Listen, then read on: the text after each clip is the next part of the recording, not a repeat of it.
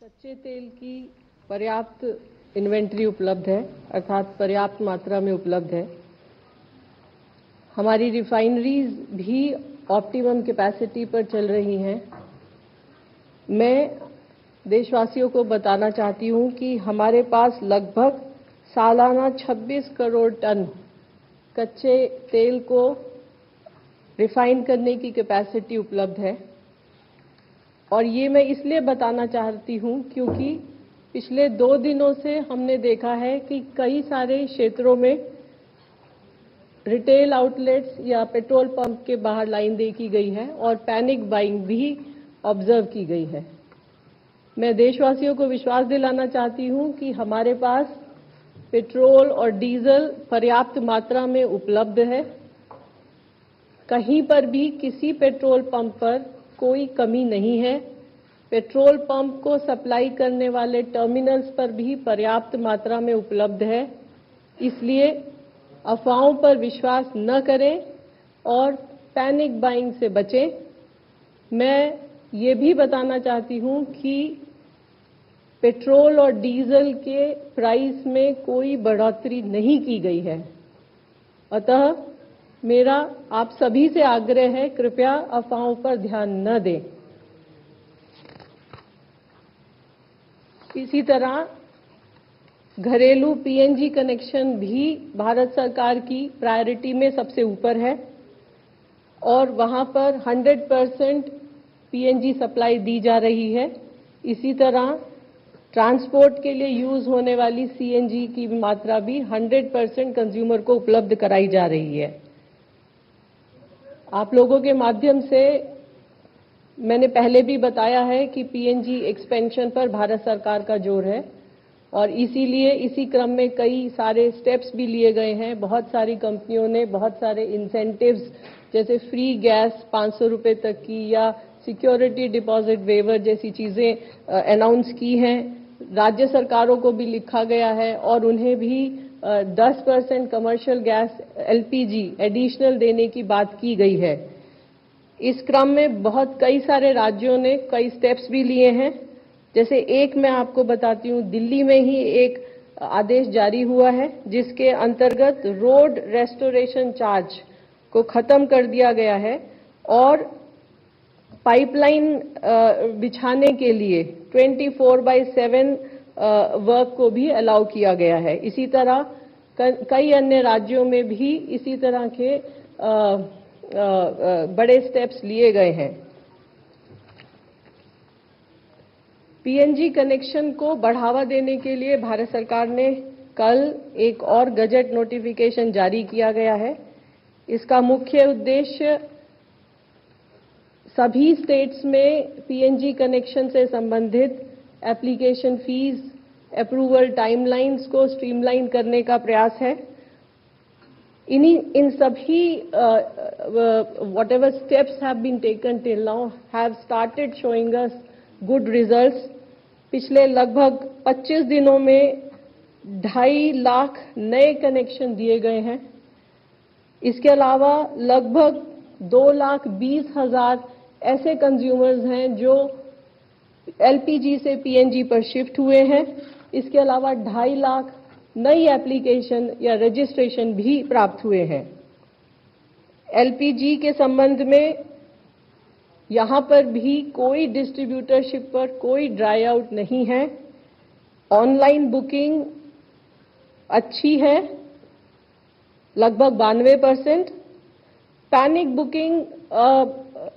Booking तो नहीं कहूंगी, लेकिन बुकिंग का लेवल जरूर ज्यादा है, लेकिन डिलीवरी पूरी तरह सामान्य है। जैसा कि मैंने पहले बताया कि 21 तारीख को भारत सरकार ने कमर्शियल एलपीजी का क्वांटिटी 20% से बढ़ाकर 50% किया और उसमें भारत सरकार ने सभी स्टेट गवर्नमेंट से रिक्वेस्ट किया कि dhaba, hotel, industrial canteen, community kitchens या कैंटीन्स, सब्सिडाइज कैंटीन्स जो राज्य सरकार या लोकल बॉडीज चलाती हैं, उन सभी को प्रायोरिटी दी जाए। इसके अलावा जो माइग्रेंट लेबर हैं उनको भी 5 किलो के सिलेंडर देने में प्रायोरिटी की जाए। इन सब के फलस्वरूप लगभग अभी तक 26 स्टेट्स ने 22,000 टन कमर्शियल एलपीजी एलोकेट की है और allocation is all over the country. जहां पर राज्य सरकार ने एलोकेट किया है वो भी है इस क्वांटिटी में, और जहां हमारी ऑयल मार्केटिंग कंपनीज दे रही हैं वह मात्रा भी इसमें सम्मिलित है। इस सब के प्रयासों के फलस्वरूप कल लगभग 30,000 5 किलो के सिलेंडर दिए गए हैं। केरोसिन के संबंध में भी जैसा आपको पता है, भारत सरकार ने as an alternate fuel option additional allocation किया है सभी राज्य सरकारों को, और यहां पर भी लगभग 16 राज्य और यूनियन टेरिटरीज में एलोकेशन ऑर्डर्स जारी हुए हैं। आज के समय में भारत सरकार का भी और राज्य सरकारों का भी ये प्रयत्न है कि ब्लैक मार्केटिंग और होर्डिंग को रोका जाए, और इस सब में राज्य सरकारों की भूमिका बहुत अहम हो जाती है। इस संबंध में मैं आपको बताना चाहूंगी कि कल लगभग 2700 रेड की गई विभिन्न राज्यों में, और लगभग 2000 सिलेंडर भी सीज किए गए हैं। उत्तर प्रदेश, महाराष्ट्र, तेलंगाना, छत्तीसगढ़ में अच्छी रेड्स हुई हैं और काफी मात्रा में सिलेंडर्स भी सीज हुए हैं। इसके अलावा ऑयल मार्केटिंग कंपनीज के ऑफिशियल्स के द्वारा भी सरप्राइज इंस्पेक्शन जारी हैं। अभी तक लगभग 290 शो कॉज नोटिस इशू किए जा चुके हैं। आखिर में आप सभी के माध्यम से मैं देशवासियों से दोबारा प्रार्थना करना चाहूंगी, अपील करना चाहूंगी कि अफवाहों पर विश्वास न करें। हमारे पास पर्याप्त मात्रा में ईंधन मौजूद है और उन तक ईंधन पहुंचाने के लिए भारत सरकार हर स्तर पर प्रयत्नरत है। धन्यवाद। Thank you Sujata. अब मैं ministry of port, shipping and waterways के स्पेशल सेक्रेटरी श्री राजेश कुमार सिन्हा जी से रिक्वेस्ट करूंगी कि शिपिंग ऑपरेशन से जुड़े मुद्दों पर अपडेट्स दें। धन्यवाद। आप सभी को नमस्कार। पिछले 24 घंटे में किसी भी भारतीय जहाज या नाविक से संबंधित कोई इंसिडेंट रिपोर्टेड नहीं है। हमारे 20 भारतीय ध्वज के जहाज, उस पर 540 भारतीय नाविक पर्शियन गल्फ में हैं और सुरक्षित हैं, और उनसे डीजी शिपिंग लगातार संपर्क बनाए हुए हैं, उन पर निगरानी रखे हुए हैं। पिछले 24 घंटों में करीब 200 कॉल, टेलीफोनिक कॉल्स और करीब 500 ईमेल प्राप्त हुए हैं जिनका जवाब दिया जा रहा है, और पिछले 24 घंटों में 50 भारतीय नाविकों को रिपैट्रिएट करके भारत वापस लाया गया है अपनी इंडियन मिशंस के सहयोग से। पोर्ट के ऑपरेशन सामान्य हैं, कहीं भी कोई कंजेशन रिपोर्टेड नहीं है, और इस संदर्भ में मैंने पिछले दिनों में एक पोर्ट पे लिया गया जो भी इनिशिएटिव है वो उसके विषय में बताया था, जिसमें Jawaharlal Nehru port, Kandla port, Vizag port, Chidambarnath port था। आज मैं आपको एक अदर देन मेजर पोर्ट के विषय में बता रहा हूं, मुंद्रा पोर्ट। मुंद्रा पोर्ट ने एक सर्कुलर जारी किया है जिसके अनुसार middle east bound export containers में 15 दिन की फ्री स्टोरेज का नंबर ऑफ डेज 15 दिन कर दिया। जो रीफर प्लग इन चार्जेस हैं उनको 80% वेव किया। लिफ्ट ऑन, लिफ्ट ऑफ और ट्रांसपोर्टेशन के चार्जेस को भी वेव किया है, और साथ ही बैक टू टाउन कंटेनर के लिए 15 दिन का फ्री स्टोरेज दिया है। इस प्रकार ministry of port, shipping, waterways लगातार shipping movement, port operations, safety of seafarers and their welfare और मैरीटाइम ट्रेड की कंटिन्यूटी पर क्लोज मॉनिटरिंग कर रहा है। धन्यवाद। Thank you sir.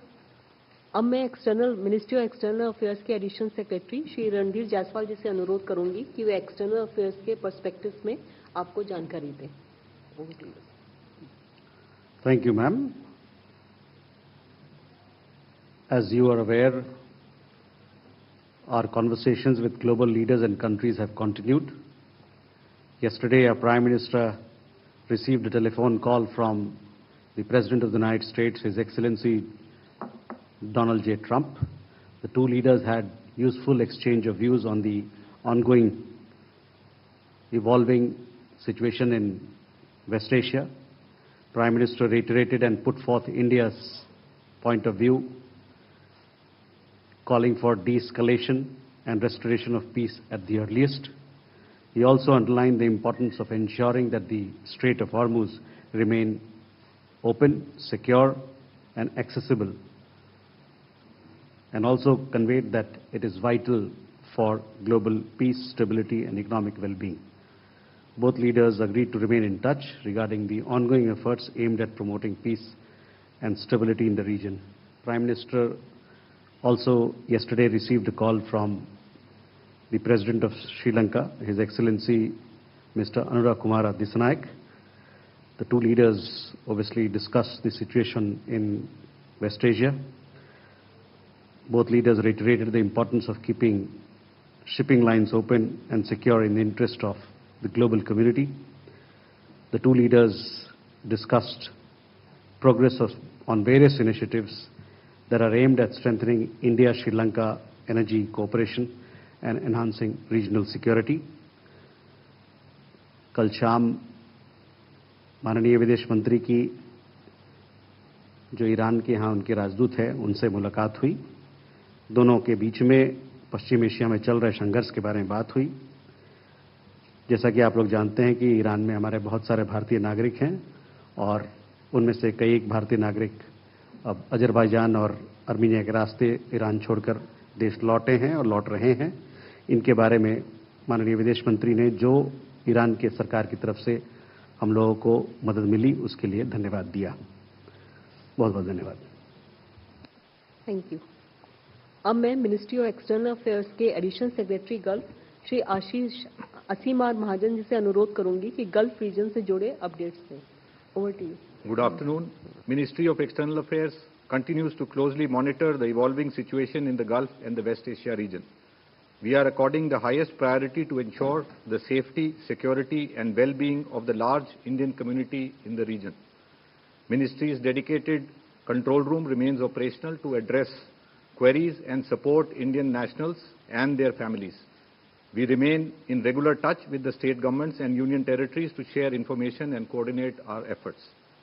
Our missions posts in the region have been working continuously, maintaining 24/7 helplines for responding on a real-time basis. They remain in constant touch with the large number of Indian community associations and organizations spread across the region. They are also closely coordinating with the concerned local governments. Regular updated advisories are being issued to keep our citizens informed of the latest developments. Let me assure you, our missions are proactively assisting and supporting students, seafarers, stranded Indian nationals, and short-term visitors for visa facilitation, consular services, and logistical assistance where required. An update on the status of flights. The overall flight situation continues to improve with additional flights operating from the region. Since February 28th, around 426,000 passengers have returned from the region to India. During this period, a total of 2,149 flights, including scheduled and non-scheduled flights of Indian as well as foreign carriers, have operated from the region to India. Airlines continue to operate limited non-scheduled flights based on operational and safety considerations between UAE and India. Today, around 80 flights are expected to operate from various airports in UAE to India. Flights continue to operate from Oman and Saudi Arabia to India.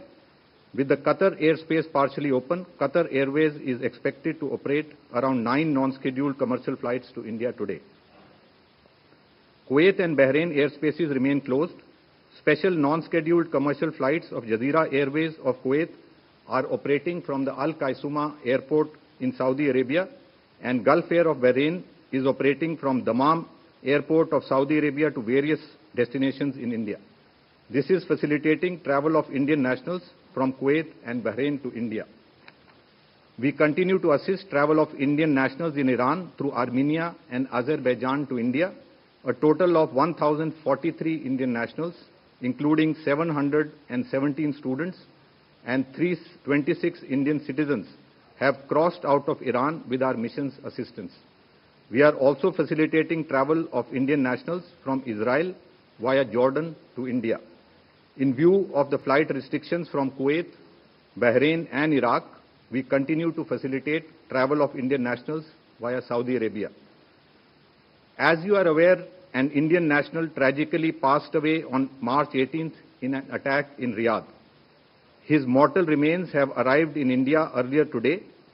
We have been in regular touch with the family and express our deepest condolences to them at this difficult time. Our missions in Oman, Iraq and UAE are in regular touch with the concerned authorities regarding the missing Indian national and for early repatriation of the mortal remains of the other deceased Indian nationals. Thank you. Thank you. Now we'll take few questions for media. 47. We'll start from the left.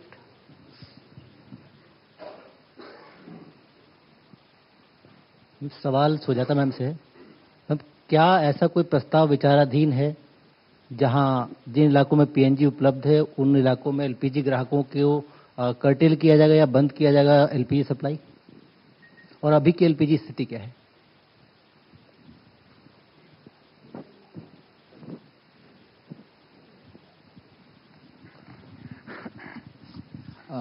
Shine Mohan from Mathrubhumi. My question is for Sujata ma'am. Ma'am, you had earlier said that about 1.9 lakh new PNG connection, LPG have been shifted to PNG. And how many of them have surrendered their LPG cylinder, if you have any data on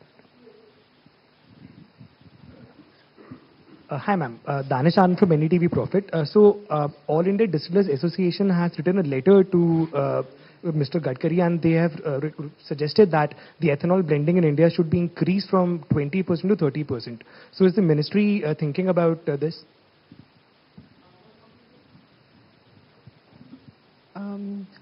This is Aishwarya from Business Today. My question is to Sujata ma'am on the switch to PNB regarding yesterday's order. First off, is there a plan as to how this is going to be executed, especially in congested areas and, you know, probably spaces like Dharavi where it's going to be difficult? Is that been discussed so far? How will the notifications go through in such kind of areas? And is there a process or plan per se? I know that the order says that the district authorities will be doing that. One is that, and what is the estimated population that you're expecting to convert from LPG to PNG? Is there any figure as such on this? Was there any research as to how many consumers could get a PNG connection from LPG, that transition? And ma'am, because we are switching from LPG to LNG now, and it is kind of well established that our LPG procuring problem might be bigger than LNG. What are the LNG sourcing? What is our LNG sourcing strategy? Which other countries are we tapping into?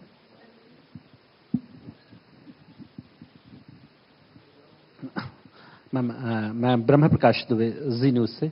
मेरा सवाल सुजाता जी से है कि जो commercial supply हो रही है gas cylinder की, तो जो पहले मैम डिमांड थी, जैसे जो रेस्टोरेंट या जो होटल्स को मिल रही थी, आपने कहा 50% एलोकेशन बढ़ाया है राज्यों को, तो अगर हमारे पास कमी नहीं है तो क्या हम पूर्व स्थिति में आ गए हैं, या फिर हम कमर्शियल कट क्यों कर रहे हैं? क्या फ्यूचर के लिहाज से कट कर रहे हैं जो है कमर्शियल सप्लाई, या क्या स्थिति है? और अभी दूसरा, अभी बुकिंग कितनी आ रही है? एक सवाल विदेश मंत्रालय से, रणधीर जी ने बताया कल प्राइम मिनिस्टर ने अमेरिकी राष्ट्रपति से बात की है, तो क्या स्टेट ऑफ हॉर्मुज की सिक्योरिटी को लेकर भी अमेरिका ने भारत से सहयोग मांगा है? क्या ये जानकारी दे सकते हैं? और क्या क्या बात हुई है? क्या और दूसरी मदद मांगी है, सैनिक मदद मांगी है भारत से? Thank you.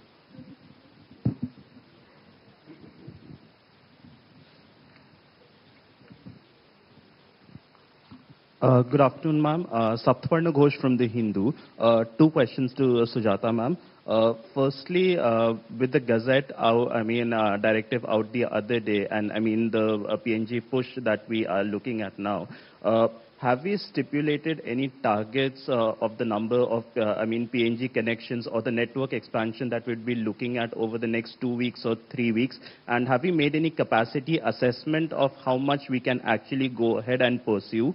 And ma'am, secondly, considering this expeditious push right now, are we also looking at some feasible costs associated with it? And is the government looking to absorb some of it, or would the CGDs have to bear the brunt of it? If you could please help with perspective.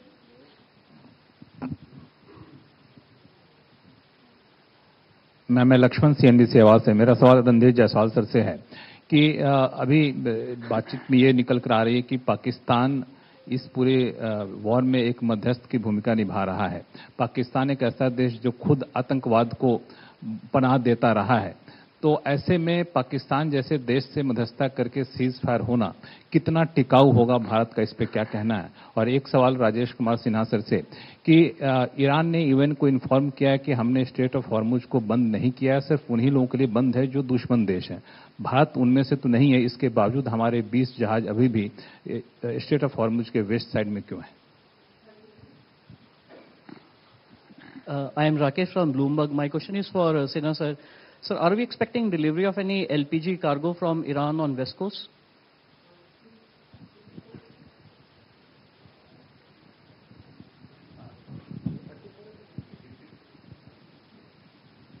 Hi, Sukal from Indian Express. My question is to Sujata ma'am. Ma'am, you mentioned that there are enough stocks of petrol and diesel available in the country, and of course, I mean, they would be available at the OMC level, but what we are hearing from quite a few dealers, particularly the smaller ones, is that because the OMCs have now shifted to cash and carry, earlier they were providing them a few days of credit, but now they've shifted to cash and carry, which effectively has left some of them in the lurch. They're unable to arrange for large sums of money to make advance payments, and that is why some of their outlets have not been able to, lift fuel. So, because you're from the Petroleum Ministry and the OMCs are government undertakings, just wanted to understand, is there going to be any rethink, or will they revert back to providing the dealers with a few days of credit so that this intermediate sort of supply disruption can be managed? Thank you.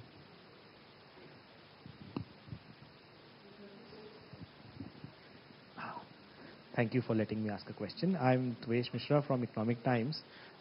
Sir, I'd like to ask two questions. The first is regarding how long will these advisories to the ports be in force? Has there been any timeline discussed on how long will these concessions need to be given? And the second one is, when was this advisory issued by the non-major port that you're talking about? So, ethanol blending, it's a policy decision, and when the government will take decision, it will be informed. I cannot comment on it right now. Commercial allocation, why there is a cut? It is precisely because we are in a war situation where supplies are disrupted, and the priority is the domestic consumer.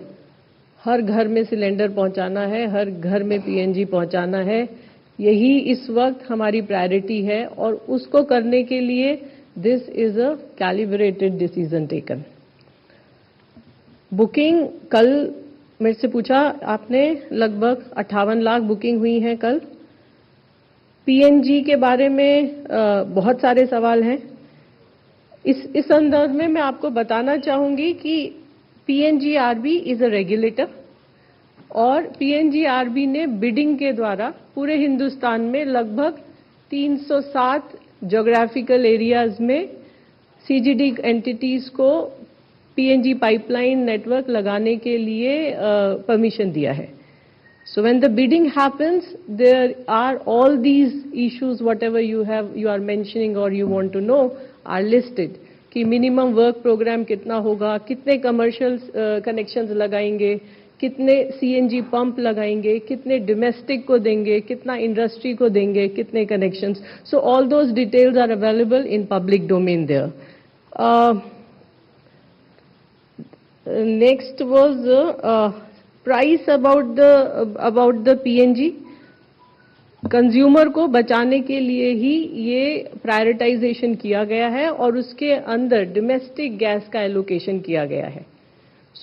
इसीलिए PNG का भी domestic consumers के लिए कोई price rise नहीं है. Cash and carry, this is a routine commercial operation of the oil marketing companies. कुछ कंपनियां देती हैं, कुछ कंपनियां नहीं देती हैं. ऐसा कोई नहीं है कि सभी कंपनियों ने हमेशा कैश एंड कैरी दिया है. So this is a commercial decision. They will review. They will look into it. Thank you.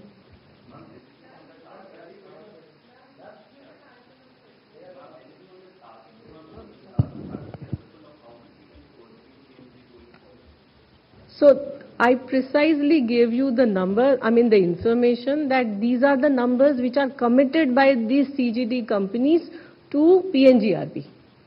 So the numbers are there. There is an assessment. I must tell you that every day in ministry the meeting is held at the senior most level, senior officers with the senior officers in the ministry are holding daily meeting with the CGD entities. So that this can be expedited, and precisely because of this, to expedite or to, expedite the connections, a lot of measures have been taken, and I have already, briefed you about all those, steps taken. Yeah, yes. So one is the shift from PNG to LPG. So इसके बारे में मैं आपको आपका ध्यान एक fact की तरफ आकर्षित करना चाहूंगी कि yes, that's what I am coming to that. So the important point is that our dependency, import dependency for LPG is much higher than the import dependency for PNG or LNG. We produce 50% domestically as far as the PNG is concerned. So ये देश हित में है कि हम LPG से PNG पर shift हों. हमारे पास सप्लाईज हैं, हमारा डोमेस्टिक प्रोडक्शन है. दूसरी बात, जहां जहां पर नेटवर्क आ गया है, मैंने इससे पहले भी प्रेस कॉन्फ्रेंस में आपको बताया है कि लगभग 60 लाख ऐसे कंज्यूमर्स हैं जो जहां पर नेटवर्क है और वो बहुत जल्दी कनेक्शन उनको मिल सकता है, लेकिन उन्होंने they have decided not to take it till now. Some of them are shifting. So I just shared a data कि लगभग 2,20,000 लोग ऐसे हैं जिन्होंने ऑलरेडी LPG से PNG पर शिफ्ट किया है. उनको गैस सप्लाई स्टार्ट हो चुका है. So here also through this gazette notification, government has tried to reinforce it. And here the entity, जो entity है वो जितने भी लोगों को जहां पर नेटवर्क अवेलेबल है उनको रिटर्न में इंफॉर्मेशन देगी. रजिस्टर्ड पोस्ट एक लेटर के द्वारा उनको इंफॉर्मेशन दी जाएगी और इंफॉर्मेशन देने के 3 महीने के अंदर कंज्यूमर को LPG से PNG पर शिफ्ट होना होगा. These are all hypothetical questions. Let the things happen. See, if there may be 1 or 2 cases very specific. Yesterday also somebody asked about koi ghar ka. So they are very specific, complicated issues ki ghar ka malik nahi hai or rent pe koi reh raha hai. So there are certain rules that have to be followed. But if there are any specific issues, please tell us. We will resolve that also. जो प्रश्न है कि भारत के जहाज क्यों state of Hormuz के waste में क्यों हैं, सीधा जवाब है वो लोग वहां तेल भरवाने गए थे, इसलिए कार्गो पिकअप करने गए, इसलिए वेस्ट में है. ईस्ट में आने के लिए उनको स्टेट ऑफ हॉर्मुज क्रॉस करना है. उस क्रॉस करने के लिए उनको सही उपयुक्त समय चुनना है, किस समय चले, क्योंकि वहां की स्थितियां सामान्य नहीं है. इसलिए वो समय देखकर उचित समय पर सेफ्टी को ध्यान में रख के मूव करते हैं. और इसी क्रम में जैसा आपने पहले भी देखा 16 तारीख और 17 तारीख को 2 भारतीय जहाज LPG के साथ भारत आए. मैंने आपको कल भी बताया था 2 और जहाज भारतीय फ्लैग के 2 जहाज हैं जो कि LPG कैरी कर रहे हैं. और वो दूसरे सवाल के जवाब में यही 2 जहाज जो चल पड़े हैं वहां से भारत की ओर अग्रसर हैं, इनमें ये दोनों वेस्ट कोस्ट पे पहुंचेंगे. एक कांडला पोर्ट पे और दूसरा न्यू मैंगलोर पे. पहला 26 तारीख को जो कि कल है और दूसरा 27 तारीख को पहुंचेगा. और दोनों में मिला करके करीब 92,000 मेट्रिक टन एलपीजी है। एक सवाल था एडवाइजरी की क्या ड्यूरेशन होगी। एडवाइजरी जो जारी हुआ है वो हर पोर्ट के लिए है, चाहे वो मेजर पोर्ट हो या अदर देन मेजर पोर्ट हो, और पोर्ट ने अपनी कॉमर्शियल इंटरेस्ट को ध्यान में रख के, अपने स्टेक होल्डर्स को ध्यान में रख के इस एडवाइजरी के बेसिस पे काम किया है। और मैंने आपको पहले बताया है कि सारे पोर्ट्स ने, कोई एक्सेप्शन नहीं देखा मैंने इसमें, सारे पोर्ट्स ने अपनी क्षमता के अनुसार, अपने स्टेक होल्डर्स की आवश्यकता के अनुसार कंसेशंस दिए हैं। और इस क्रम में मैंने आपको रोज एक पोर्ट के विषय में बताया। आज मैंने आपको जो बताया, जो सवाल आपका है कि ये जो अदर देन मेजर पोर्ट है, इसने एडवाइजरी जारी की है 24 तारीख को, कल की डेट की है ये, 24 मार्च की। धन्यवाद।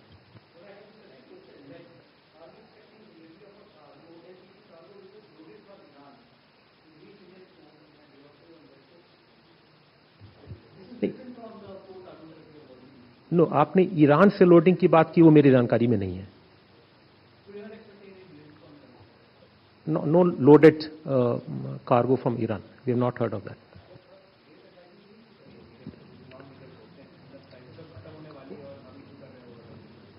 देखिए, ये हर पोर्ट ने अपनी वहाँ की जो स्टेक होल्डर्स हैं उनके साथ कंसल्टेशन करके कितनी आवश्यकता है, कितनी दे सकते हैं, हर पोर्ट ने दिया है। किसी ने 14 तारीख को मेजर पोर्ट में, किसी ने 14 तारीख को, किसी ने 15 को, किसी ने 16 को, किसी ने 18 तारीख को। तो हर पोर्ट ने अपने स्टेक होल्डर के साथ कंसल्टेशन करके और ये जारी किया है।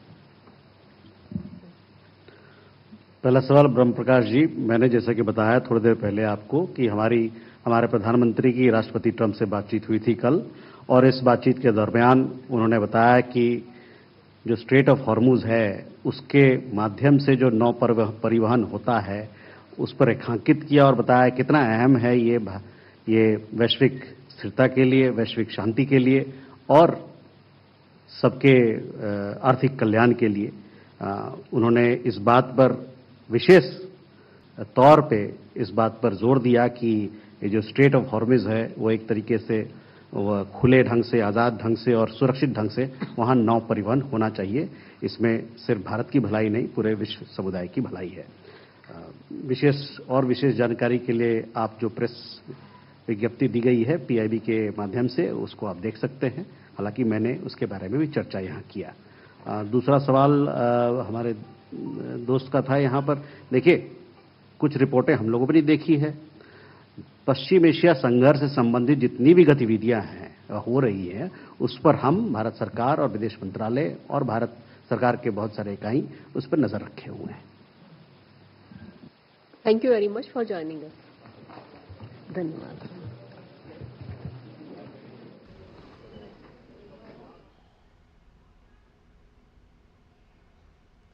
तो अब देख रहे थे